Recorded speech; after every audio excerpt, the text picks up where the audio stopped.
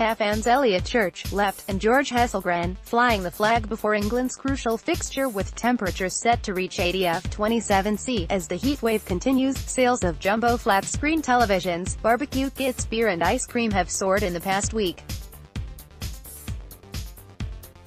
The lunchtime kickoff is set to attract a bigger TV audience than the 21 million who watched England beat Tunisia 2-1 in their first match of the tournament, the highest since Prince William married Kate Middleton in 2012, with up to 500,000 kettles set to be flicked on during halftime and at full-time. The National Grid has made sure it is prepared for a potential 1,500 megawatt MW power surge. The biggest TV spike recorded was at full-time ahead of England's agonizing penalty shootout defeat by Germany in the semi-final of the World Cup in Italy in 1990, which produced a 2,800 megawatt surge, equivalent to 933,000 kettles on the boil. TV ratings provider Overnights.tv said, "The Tunisia game was at 7 p.m. but the Panama game is when most are off work." A significant audience will also watch in pubs, in addition to the at-home audience, with 3 matches being shown on TV today. Football fans in the UK are expected to drink 33 million pints in a Sunday session worth £150 million. The British Beer and Pub Association has forecast 15 million pints will be supped in licensed premises today, 4 million more than normal. Another 18 million pints will be downed at house parties across Britain, which is 5 million more than usual, at a cost of £20 million. Fans will spend another £20 million on feeding themselves in pubs and at home. A spokesman for Asda said 25,000 new barbecues have been wheeled out of their stores in preparation for the Panama game, with sales of fruit ciders and lager up 40%. Tesco has reported beer sales up by 140 million bottles and cans, in addition to selling more than 2 million pizzas, 60 million bags of crisps and 75,000 giant flat-screen TVs. Sainsbury's said its sales of jumbo flat-screen TVs had shot up by more than 400% on last year, with barbecue sales up by 300% week-on-week. England fans soak up the atmosphere in Nizhny Novgorod on eve of today's match. Waitrose reported ice cream sales up by 27%. Eddie Gershon, spokesman for JD Wetherspoon, which has 880 pubs, said, "Sunday will be a very, very busy day. The 1 p.m. kickoff will get more people in pubs earlier in the day and many will watch the other games after England play." However, new research has found health-conscious millennials would rather sip soft drinks in the comfort of their homes than go to pubs or boozy barbecues.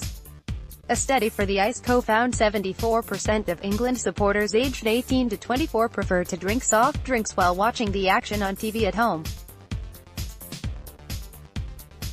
Ginny Dirty, marketing manager at the ICE said, "Our study showed that 2 main reasons millennials prefer to stay at home to watch the World Cup with friends and family is because it's cheaper and you don't have to queue for drinks."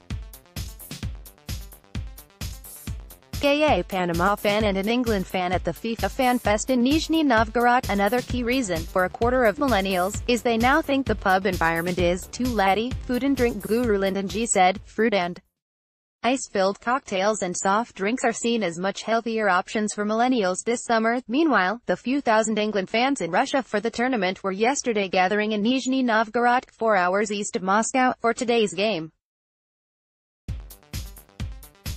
Many said they have fallen in love with Russia after getting a warm welcome from locals. The Three Lions supporters said friends and family tried to talk them out of making the trip in light of pre-tournament hooliganism and terrorism fears, and the political fallout following the poisoning of former spy Sergei Skripal in Salisbury. MPs and Foreign Office officials had warned it would be dangerous for fans. As a result, only around 2,000 are likely to be at the stadium today, but 25-year-old investment banker George Hesselgren said he could not believe how far Russia had surpassed his expectations.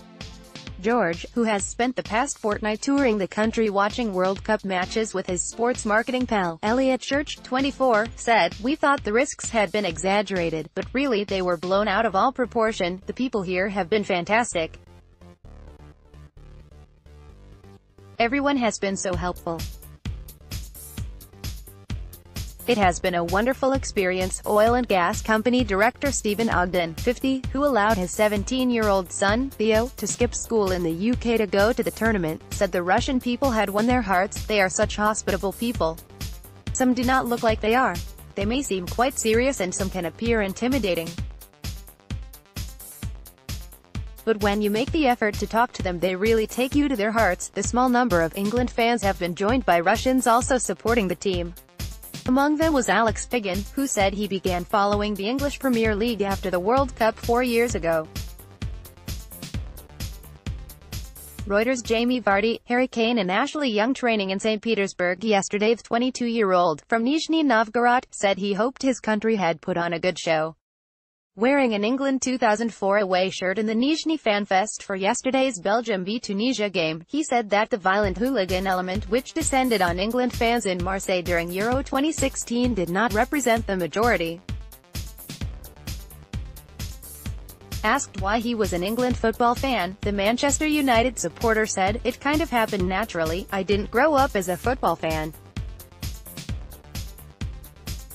I was just watching the big international tournaments, but I was like, I want more of this, I want this every week. I automatically went towards the Premier League." Mr. Piggin said he thought a lot of Russians were supporting England because many were immersed in Western popular culture. "I think there is a soft spot for English and Western culture in general in Russia. I know Russia might seem weird based on what you read in the newspapers.